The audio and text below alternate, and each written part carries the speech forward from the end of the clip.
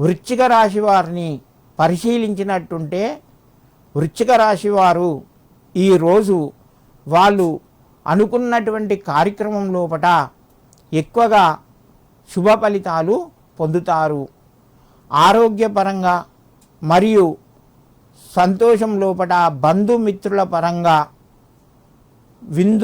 వినాదాల లోపట పాలు పంచుకునే అవకాశం ఉన్నది.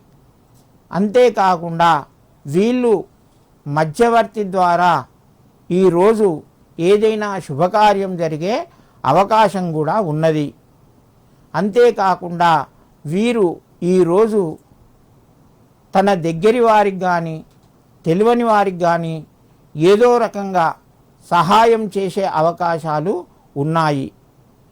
ఈరోజు మీరు తలపెట్టేటువంటి పనుల్లోపట